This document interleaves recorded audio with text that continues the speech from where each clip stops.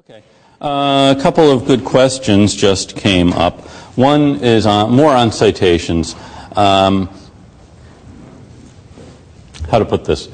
Don't have long quotes from secondary sources. By secondary sources, I mean the textbook.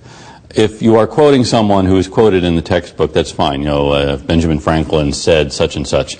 And in that case, what you would do is, have the footnote saying Benjamin Franklin quoted in wherever it was he was quoted. Don't use long quotes from historians or textbooks, because I think you can probably say this just as well. If you're borrowing someone's idea, then yeah, you do cite it. Good rule of thumb that I use is, a footnote for every direct quote. Other than that, an average of like one per paragraph, or about 3 or 4 per page. Don't have 100 footnotes for a 5-page paper. If you're borrowing ideas, then yes, cite it and say, according to so-and-so, this. There was something else someone asked, a very good question someone asked about this, but I can't remember now what it is. Oh yes, on the website too, I put up a Dropbox where you should be able to leave papers. If that doesn't work for some reason, you can email them to me or to one of the graders, and we'll see to it that they get to where they're going. And there was another very good question that I was going to answer. Can anyone remember what the good question was? I said, wait till we get back. Okay, I do remember your question, which is, did Madison have something in mind that was going to check these factions? And yes, he did. He creates, well, we'll talk about this when we get to this convention, because it is Madison's idea that is the Virginia Plan, which I'll talk about, I guess, in a couple of minutes. So the convention opens, delegates from 12 states. Well, altogether, 78 men are elected to the convention in Philadelphia from 12 states. Rhode Island never sends anybody. They have no reason to want a system that is going to check their power to smuggle and do the other things Rhode Island liked to do. 78 people are elected. 55 will actually show up. And of the 55 who show up at different points, only 39 will sign the finished document on September 17th, 1787. Now, the Virginians take the lead in this. They arrive first. And well, just a couple of things I should say in general about the delegates, so you know. You can characterize them in a lot of different ways. Most of them were lawyers. All of them were from east of the Alleghenies. No Westerners there.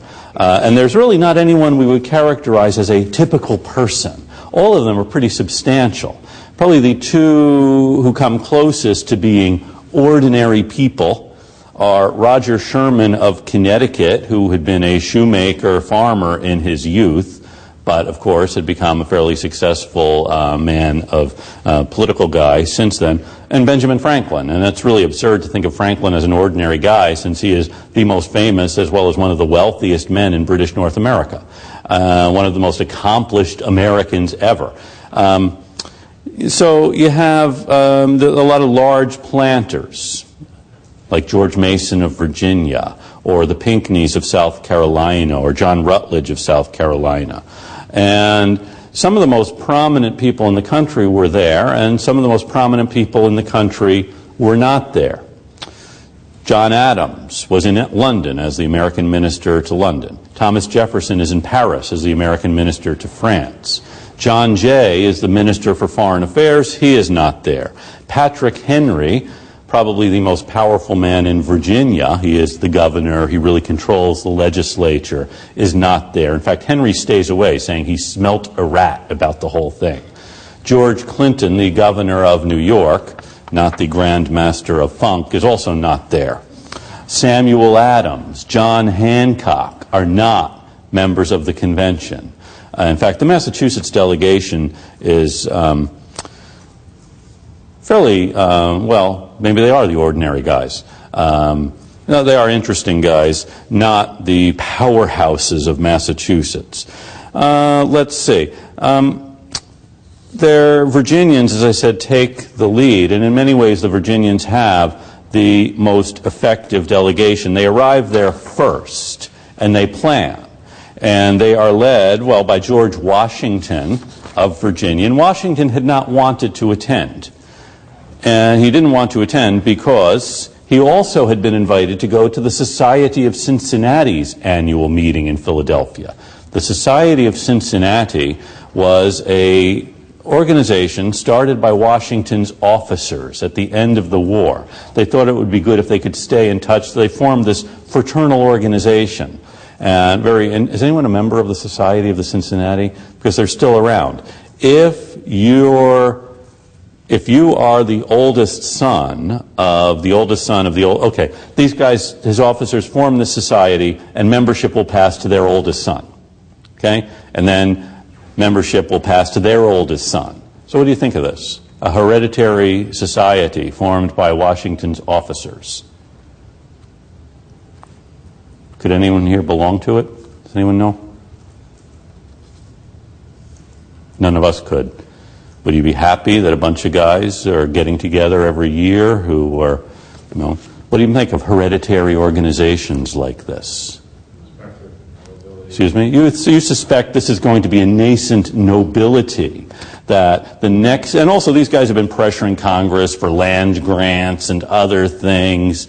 If you're not a member of the society, you're going to be deeply distrustful of it and think, these are pretty prominent guys who now are setting themselves up as a nobility. And the Society of Cincinnati came under really vicious attack. So Washington, who is a member, the society is named for him, incidentally.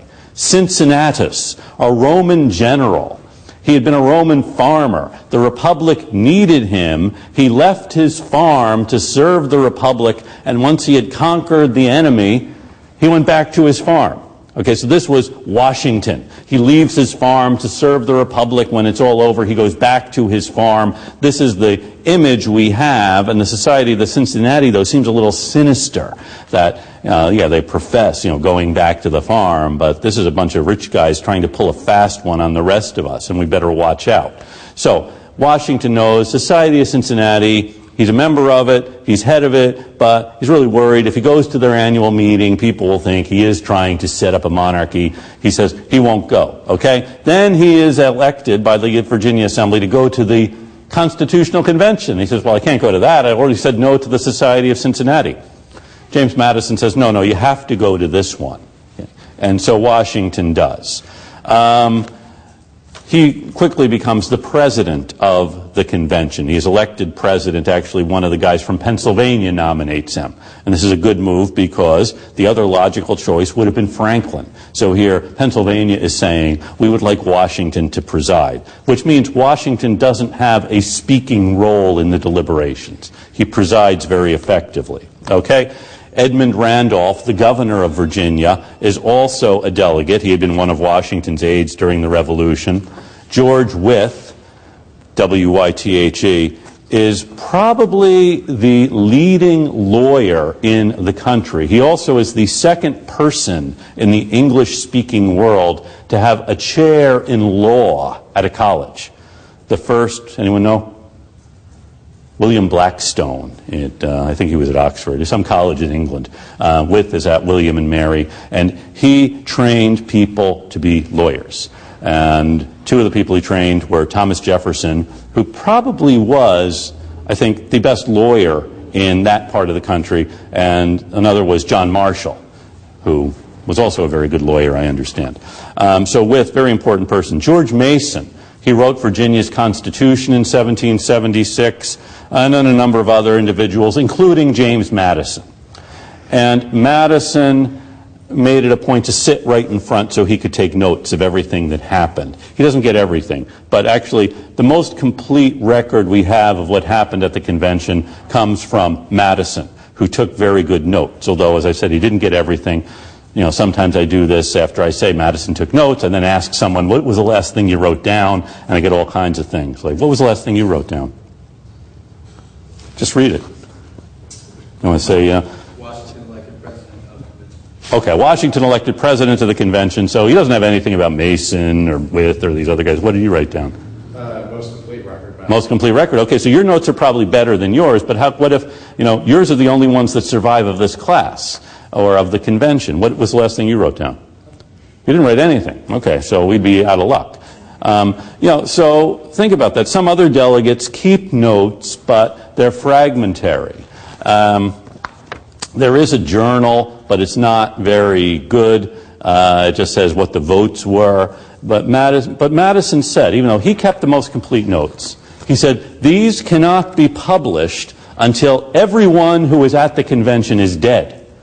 Didn't want arguments about what had happened there. He is the last member of the convention to die, and the notes are later published. But he also said, if you want to understand what the Constitution meant to the people of 1787, don't look at the convention notes. Don't look at what was said in Philadelphia. Look at the state ratifying conventions, because that's where people argued over the Constitution, over every clause of it, and that's where you can figure out what it was they thought it meant in 1787 and 88. The convention notes are really fun to read. They're interesting to read and worth reading, but remember, Madison said, if you really want to understand the Constitution, this is not the place to look. Okay. He sat in front, though, so he could take notes, and he did. And he really is the intellectual leader of the convention, even though no one says, oh, Madison is the intellectual leader of the convention. Because actually the first big thing the convention does is Governor Randolph gives this long speech about the problems of the Confederation. And if you have read Madison's Vices of the Political System, you'll have a pretty good sense that Randolph did not write this speech, James Madison did. And then, as a solution to this, Randolph introduces a plan to change everything, solve all of these problems. We'll get to that in a bit. I just wanted to mention a couple of other important delegates. Pennsylvania, of course, Benjamin Franklin, now 81 years old, carried in on a sedan chair, and he is sat next to Madison. He is seated next to Madison, I should say. Robert Morris, financier, Minister of Finance of the Confederation. James Wilson, a Philadelphia lawyer. A very interesting character. We'll be talking more about him. He actually was born in Scotland, had emigrated in 1765. He had opposed independence in 1776. And Gouverneur Morris, who is not a governor of anything. His first name was Gouverneur. For those of you having children, you might keep that in mind as an interesting name. You don't hear much anymore. He was the younger son of a New York aristocrat. And the New York aristocrat's family home was called Morrisania. It's now the South Bronx, which was the Morris family estate. And as the younger son, he did not inherit anything. He had to go off and earn a living, which he did. He wound up actually buying the estate later. Very interesting individual. I recommend you read more about Gouverneur Morris because he's a fascinating guy. Loses a leg. There are different stories about how he loses the leg. The most plausible one involves the husband comes home unexpectedly, and Gouverneur Morris jumps out of the bedroom window and hurts his leg. Actually, it leads to his amputation. Okay? By the way, you're probably too young to hear stories like this, so I apologize. Okay, South Carolina, very interesting group of delegates. Two guys named Pinckney who are distant cousins and don't really get along with each other. Charles Cotesworth Pinckney is had been one of Washington's generals during the Revolution. His brother also had been one of Washington's generals. Pinckney, Charles Cotesworth, educated in England, and his mother is one of the most fascinating women in colonial America, Eliza Lucas Pinckney. Then there's Charles Pinckney, the distant cousin, who's the youngest delegate. He's about 30 years old, and also probably the most intensely nationalistic, and that's something we'll talk about. Okay, from New York, Alexander Hamilton, who had been an aide to Washington during the Revolution, brilliant young man from the West Indies, illegitimate son of a Scottish trader, thinks that the nonsense people believe about state boundaries really is nonsense. We should obliterate the states, and Congress is inept. He has interesting ideas we'll be talking about. The two other delegates from New York always outvote him because they do not want to cede any power from New York to a national government.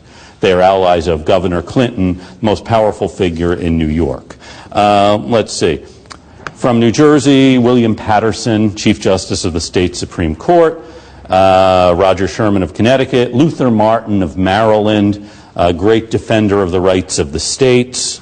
We'll talk more about Martin as the semester goes on. Elbridge Gerry of Massachusetts, another interesting character. He also opposed centralized power.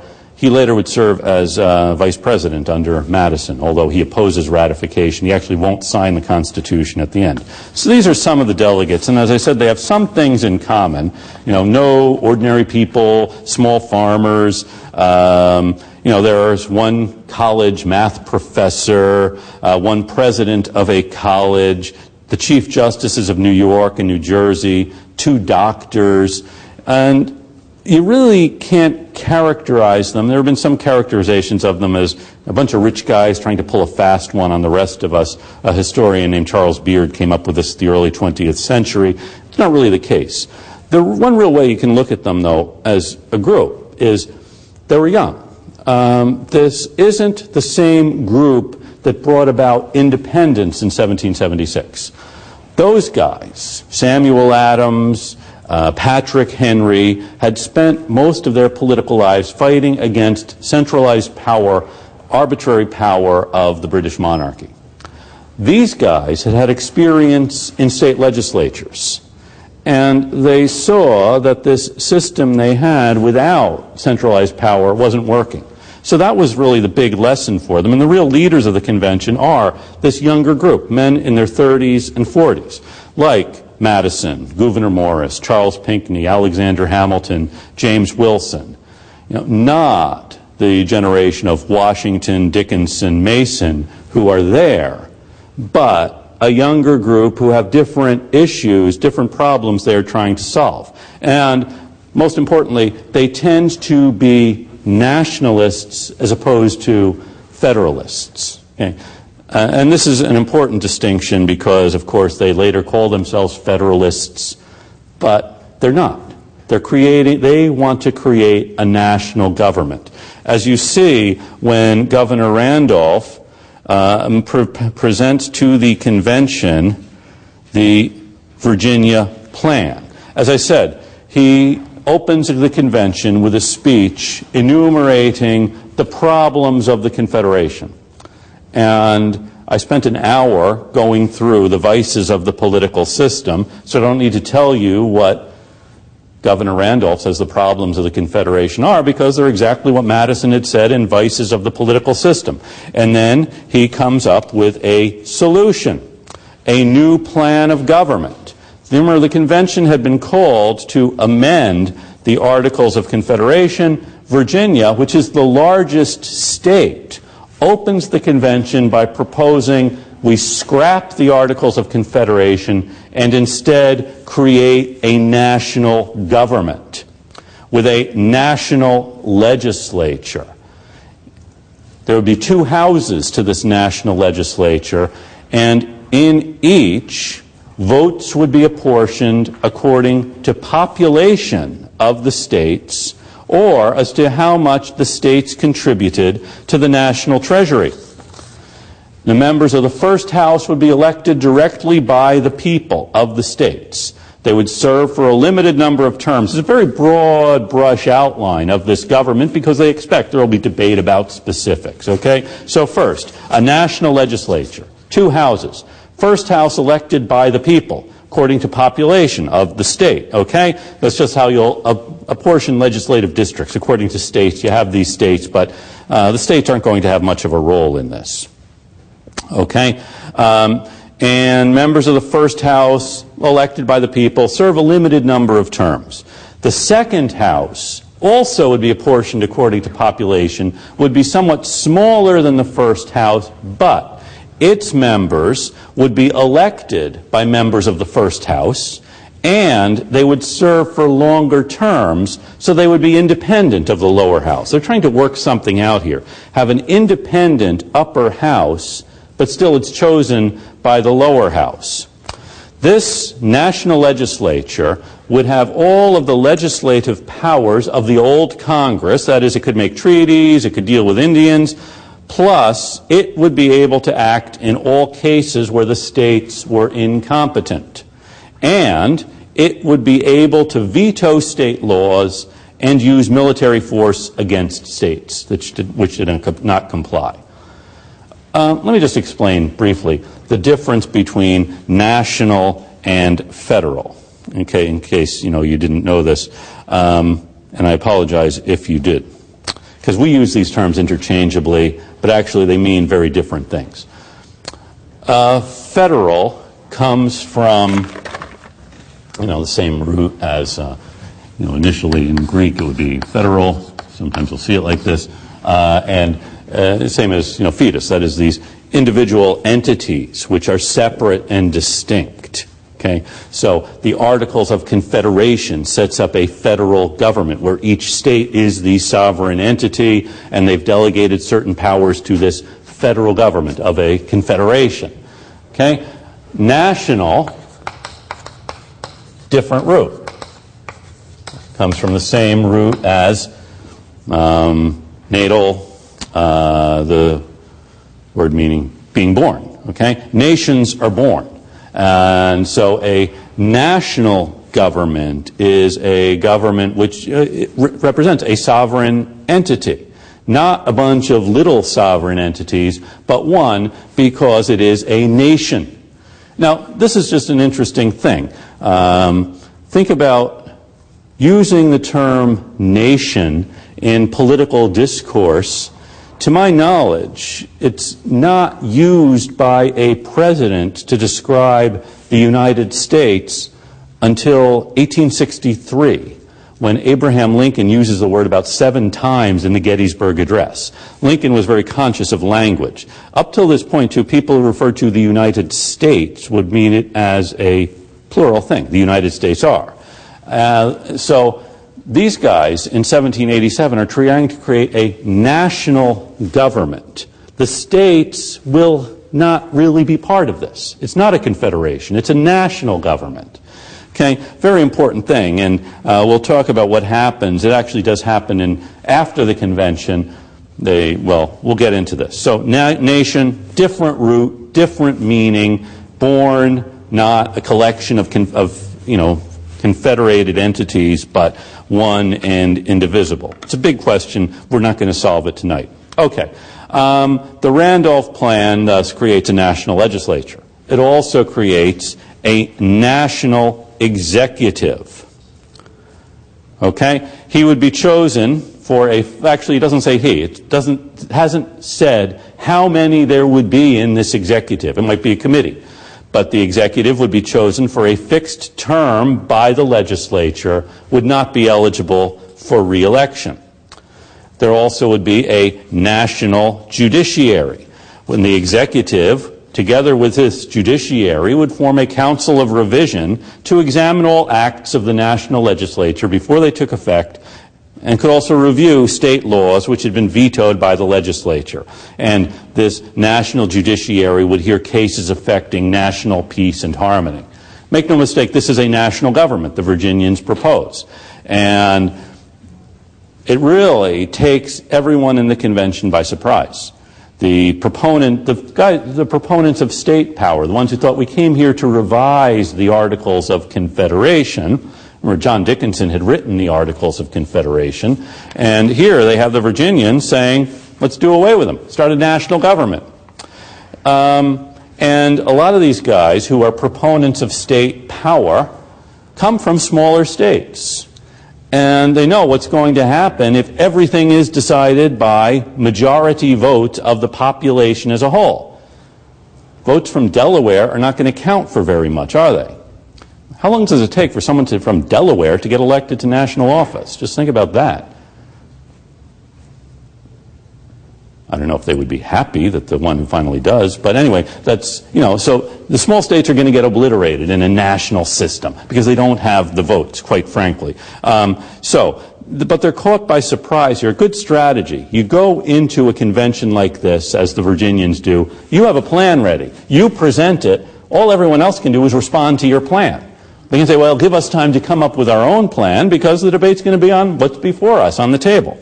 So, for the first 3 weeks, the convention debates the specifics of this plan. Even the guys from the small states who don't like this plan have no choice but to debate the details of it, the specific parts of it, rather than, hey, do we want a national system, or should we stick with a federal system, maybe strengthen the Articles? And what happens after 3 weeks of this, they break down because of this big problem.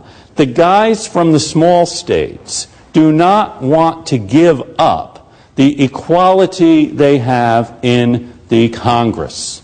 Delaware has as many votes as Virginia in the Congress. Each has one, okay? They don't want to give that up. And in fact, the Delaware legislature had told their delegates, you cannot agree to giving up the equality we have in the National Council. Pretty clear instructions there. So, Virginia, Pennsylvania, South Carolina, Georgia all insist that population should run things. They are, and North Carolina as well. They're the biggest states. Well, South Carolina and Georgia isn't a big state yet, but Georgia knows we're going to be a big state. So, yes, we want population to count. And, of course, Virginia, Pennsylvania are also adamant about population counting. They're tired of having Rhode Island and New York, Maryland, these smaller states, stopping them from doing things that the majority of the country wants. And we would be too, I suppose. Guys from the smaller states say, well, wait a minute. We can't agree to just giving up our power to the big states. That will be the end of Delaware and Maryland and these other fine places. Is anyone here from Delaware or Maryland and reluctant to cede your... Okay, no one here is, so good. We can trample on... Well, people at home may be, so I apologize. You know, guys from the smaller states say we need to have some kind of equal representation. Guys from the big states say, no, we want the majority to rule. Roger Sherman suggests a compromise, saying, how about if one house does represent population and the other represents the states, but the guys from, the nationalists say, no, that's not going to work. By the middle of June, the convention writes a report for itself about what it had accomplished so far, and it had agreed on a national government, national legislature, executive, judicial powers, 2 branches, etc. Members of the second house would serve for 7 years. They'd be chosen by the lower house. And each state would have representatives in both houses. This was a big problem. How are you going to apportion representation? Will it come by representing all the people? Well, what about slaves? That means states where there are slaves will have more votes because they have slaves, yet the slaves won't be able to vote. Well, they compromise on this, and it's a compromise they keep coming back to, the 3/5 compromise. It's a complicated story we'll get back to a bit later. Okay, and after this committee of detail it comes up with its report. This is what we have decided so far. National government, 2 houses representing population, national executive, and so on.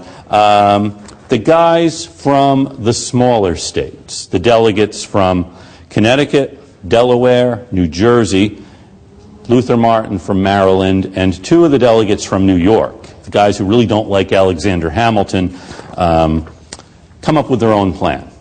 And John Dickinson tells Madison, you see what's happened, you've pushed things too far. Yeah, you can come up with this perfect national system, and you know what?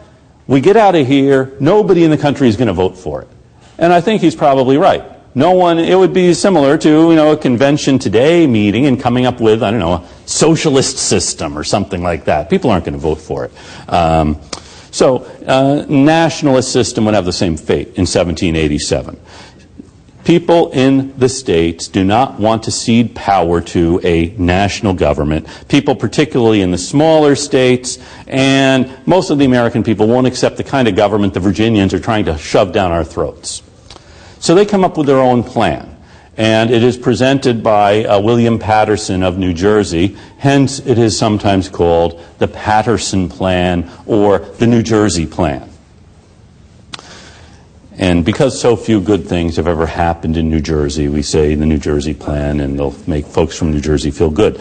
Okay, so the New Jersey Plan says, the Articles of Confederation are to be revised, corrected, and enlarged. They'll give Congress the power to levy duties on imports and to regulate trade and commerce with foreign nations, okay? Congress can make requisitions, pass laws to get revenue, and if necessary, use military force against states that are not coughing up whatever they owe. Congress can choose an executive. Okay, yeah, we'll have a federal executive chosen by Congress. And when a majority of the state governors want to get rid of him, they can petition Congress to get rid of the executive, okay, that Congress had chosen. The executive would choose the judiciary. Yeah, there will be a federal judiciary chosen by Congress or by the executive. And this Constitution, they do call it a Constitution, would be the supreme law of the land. Anything in any state law or constitution to the contrary notwithstanding. Okay, big problem. Which has primacy, federal law or state law? This one says federal law will. So all state judges will be bound to follow what Congress says as opposed to what the states say. And there also is a provision for admitting new states. So then we'll have a debate on the New Jersey plan. Remember, there are two very different ideas. The Virginia plan rests on the people of the United States as a whole. The New Jersey plan rests on the United States. Okay? Not the people of the United States, but the states. It preserves the states, even though it gives this federal government the power to use military force against a state, and also says this Constitution will be the supreme law of the land. And then it's not really a debate. The delegates simply talk past one another. The guys sponsoring the Virginia plan don't want to hear this from the guys sponsoring the New Jersey plan. The guys from New Jersey are trying to do all they can to block the Virginia plan. And they don't really talk to one another, they talk past one another. Everything, by the way, is done in secret here. There is one episode where someone who had been taking notes leaves his notes on his chair, and when they adjourn for the day, and that's what happens if someone got a hold of the notes. No one outside knows what's happening inside the convention. So the next morning when they assemble, Washington tells the delegates that someone was careless enough to leave his notes here, where they could have been discovered by anyone. I will place them on the table in front of me, and whoever owns them may reclaim them. And they stayed there for the rest of the convention. No one wanted to admit, yeah, I left my notes there. Washington was quite an intimidating presence. So they have 2 weeks of debate over what they should do, or actually 3 weeks, going past one another, not coming very close to any kind of resolution. And it's at this moment that Franklin, he's sitting here. And when Franklin speaks to the convention, it usually is by writing a speech, which he then has someone else read. This is a great rhetorical device, by the way. You can sit here looking like a sage as your words are read to the assembled delegates. Mr. President, I think it was James Wilson who read this. The small progress we have made after 4 or 5 weeks' close attendance and continual reasonings with each other, our different sentiments on almost every question, several of the last producing as many noes as ayes, is, methinks, a melancholy proof of the imperfection of human understanding. We indeed seem to feel our own want of political wisdom, since we have been running about in search of it. We have gone back to ancient history for models of government and examined the different forms of those republics which, having been formed with the seeds of their own dissolution, now no longer exist. And we have viewed modern states all around Europe, but find none of their constitutions suitable to our circumstances. In this situation of this assembly, groping, as it were, in the dark to find political truth, scarce able to distinguish it when presented to us, how has it happened, sir, that we have not hitherto once thought of humbly applying to the Father of lights to illuminate our understandings? In the beginning of the contest with Great Britain, when we were sensible of danger, we had daily prayer in this room for the divine protection, Our prayers, sir, were heard, and they were graciously answered. All of us who were engaged in the struggle must have observed frequent instances of a superintending providence in our favor. To that kind providence, we owe this happy opportunity of consulting in peace on the means of establishing our future national felicity. And have we now forgotten that powerful friend? Or do we imagine that we no longer need his assistance? I have lived, sir, a long time, and the longer I live, the more convincing proofs I see of this truth, that God governs in the affairs of men. And if a sparrow cannot fall to the ground without his notice, is it probable that an empire can rise without his aid? We have been assured, sir, in the sacred writings, that except the Lord build the house, they labor in vain that build it. I firmly believe this, and I also believe that without his concurring aid, we shall succeed in this political building no better than the builders of Babel. We shall be divided by our little partial local interests. Our projects will be confounded, and we ourselves shall become a reproach and a byword down to future ages. And what is worse, mankind may hereafter, from this unfortunate instance, despair of establishing governments by human wisdom and leave it to chance, war, and conquest. I therefore beg leave to move that henceforth prayers imploring the assistance of heaven and its blessings on our deliberations be held in this assembly every morning before we proceed to business, and that one or more of the clergy of the city be requested to officiate in the service. And Roger Sherman seconded the motion, and then a debate ensued about it. And this is actually one of my favorite speeches in all of American history. And I have to tell you, Franklin's motion was voted down for a couple of reasons. One, Alexander Hamilton points out, we've now been meeting for 4 or 5 weeks. Everybody outside wonders what's happening. Now if all of a sudden we call in people to pray with us, they'll really think we have botched it. And secondly, we don't have any money. We couldn't pay any of the ministers to come in and pray. So they don't actually bring in a minister. They do agree, it's almost July 4th. They will sponsor a sermon on July 4th as a way of keeping faith. So, convention doesn't have money to engage ministers, and so on July 4th they do have a sermon preached. And after this, actually, I don't know if this has a way of smoothing things over.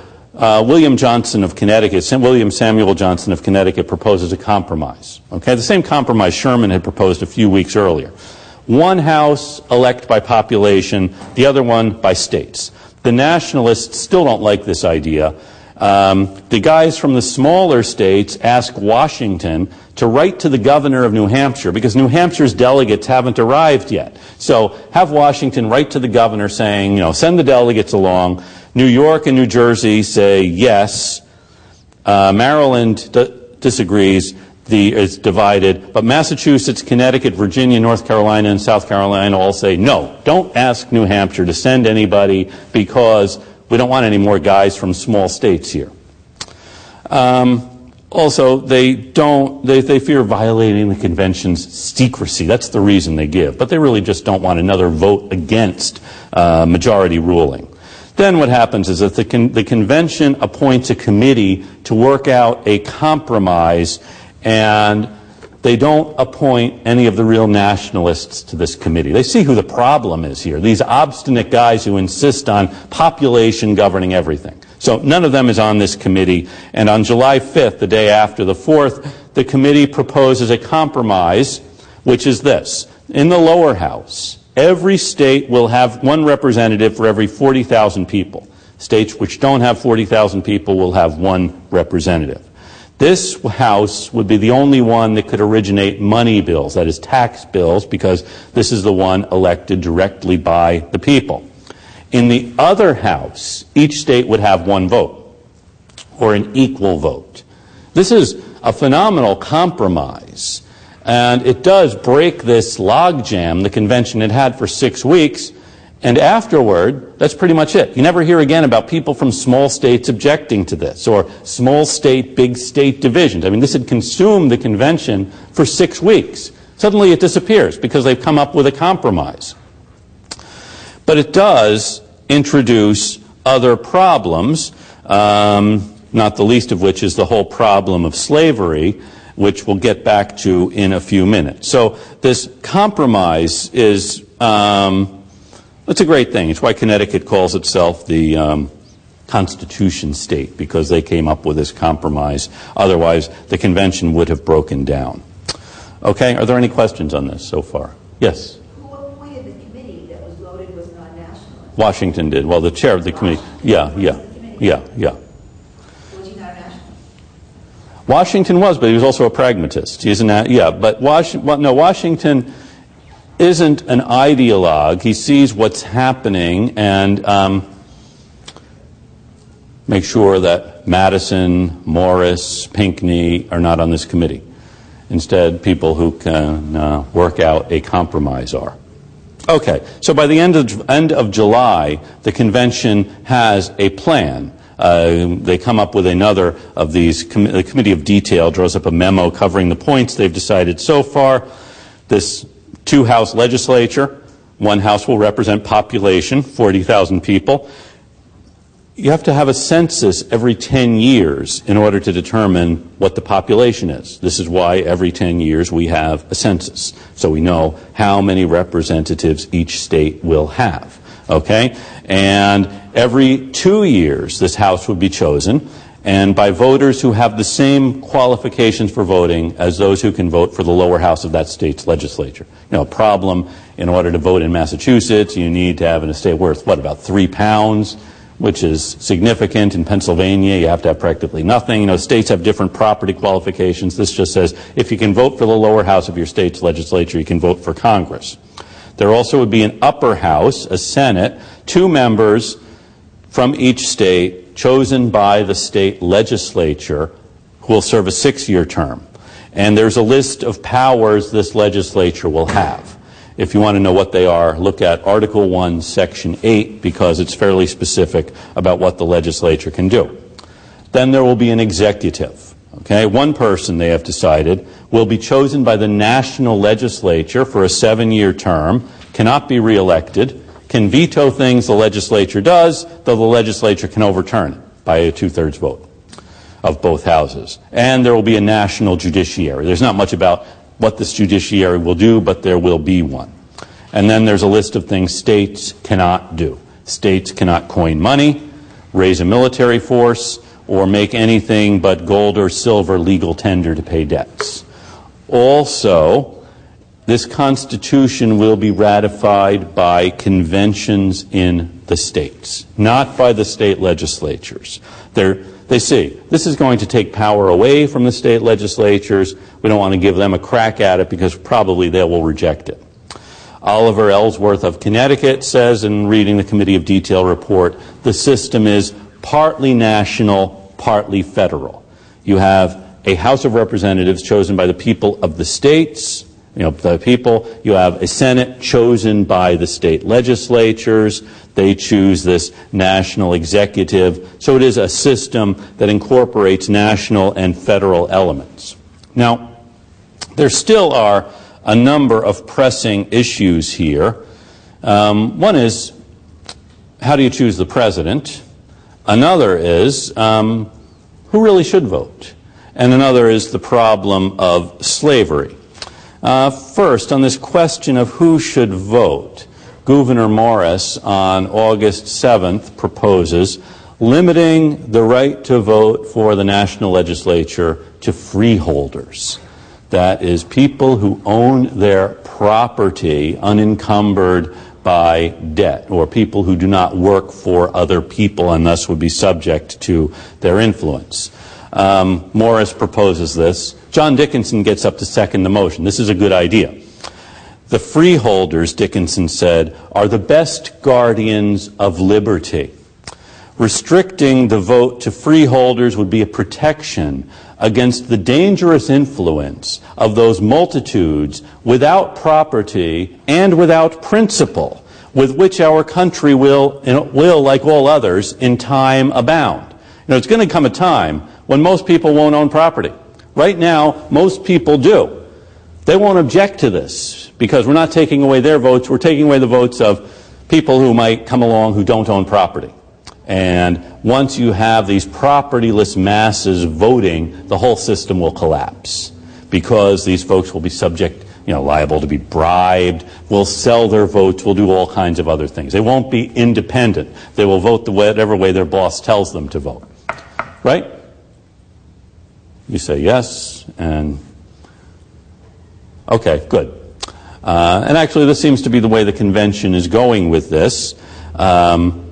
Gouverneur Morris warned that an aristocracy might grow out of a House of Representatives unless the vote were restricted to freeholders. The time is not distant, he warned, when this country will abound with mechanics and manufacturers who will receive their bread from their employers. Let me just ask, is there anyone here who receives his or her bread from an employer? Okay, some of you, though, are independent and would be able to vote. Okay, good. What do those of us who receive our bread from our employers think of? Do you vote the way your employer tells you? I work for a political firm. You work for a political firm. Okay, that might be, you don't have to answer on camera. Okay. So, Morris goes on, not that we wouldn't want to hear what you have to say, maybe after the camera is off. Will such men be the secure and faithful guardians of liberty? Will they be an impregnable barrier against aristocracy? No, they'll give away their votes. They'll sell their votes. Merchants and others, he says, I'm not afraid of words. People can call me whatever they want, but I know these guys are going to sell their votes. And these folks who get into elective office are going to turn themselves into aristocrats by duping these folks who don't have independence. Okay? Merchants and others, he said, if they have wealth, and this is something we'll get to this in a minute, and they value the right to vote, they can buy property and thus vote. If they don't value the right to vote, then they don't deserve it. Right? Okay. You going to mention this at the political firm? Take a stand on stripping the property lists of the right to vote? I don't think you go over. No, okay. Well, how would you make the argument in a group of guys who all own property? You're not stripping them of the vote. I read this debate and think, boy, this thing is really going to strip the property list of the right to vote in the guise of protecting liberty. Nathaniel Gorham, who is a merchant from Boston, raises this point that in Boston and Philadelphia, they have elections where property-less people vote. Merchants are voting in Boston even if they don't own land, which freeholders have to. And the elections in Boston, he says, are just as good as elections anywhere else. Something as true now as it was then. And, as for this future, when we will abound with propertyless masses, he says, can it really be supposed that this country, including the Western Territory, will 150 years hence remain under one government, remain one nation? Well, that's a long time in the future. Can't really expect that this is going to last that long. It's not really a strong argument he makes about, why we should let propertyless people vote. That's probably why we don't have a lot known about Nathaniel Gorham. I don't know. Anyone know anything more about him? I hate to denigrate someone who isn't here to defend himself. So who would say, yes, let's strip while we have a chance, let's protect the right of freeholders to vote?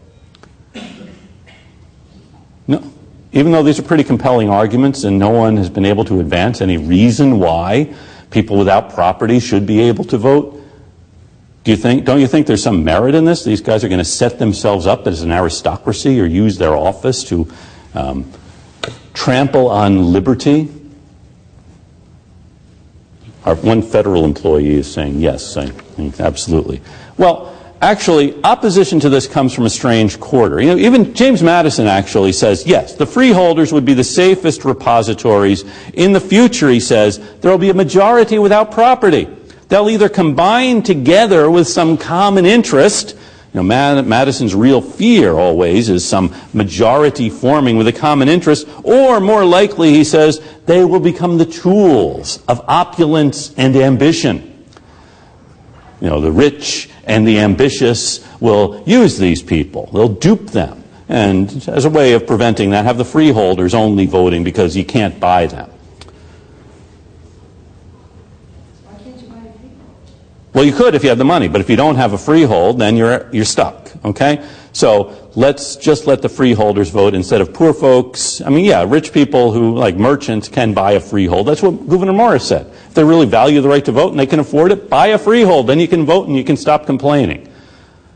Yes? Did anyone bring up the all men are created equal? No.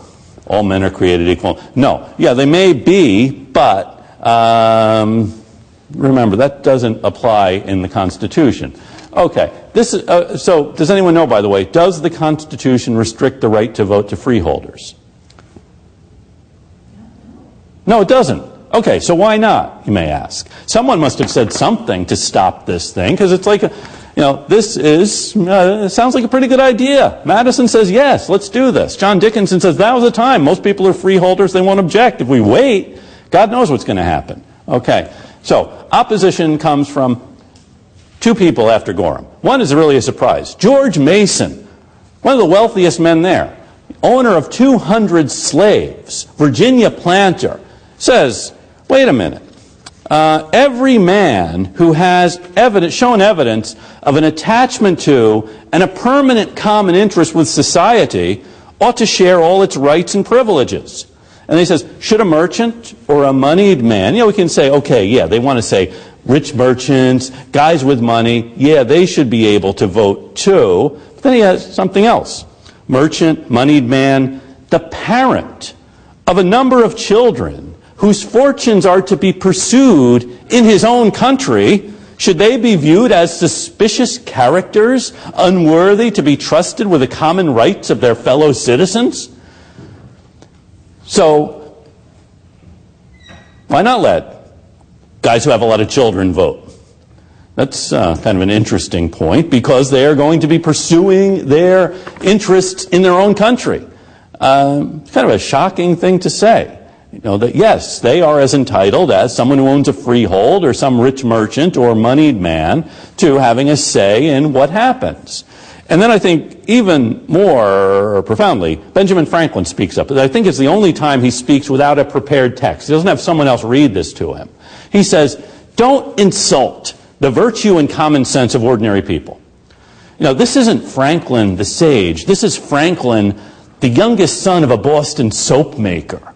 And he knows what common people are like because he was at one time, okay? And he says, don't insult their virtue and common sense.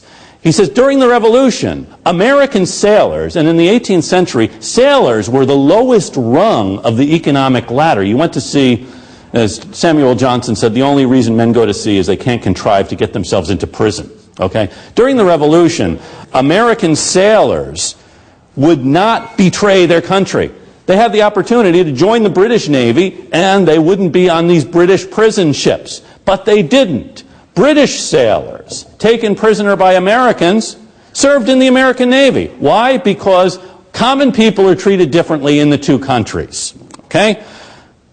There's a British statute passed which said, tumultuous meetings are dangerous things. So the Parliament said, let's restrict the right to vote to freeholders. Good move. You don't like these big, stormy meetings of ordinary people, so you say only the freeholders can vote. That will clean up the class of people who come to contest over political issues. So the next Parliament, elected by the freeholders, says that if you don't vote, you will be subject to labor and other kinds of hardships.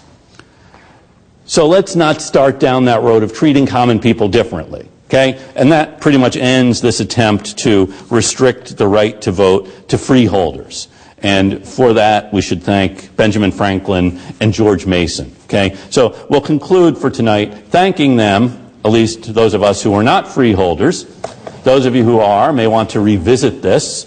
I could actually see a move in Congress to do this.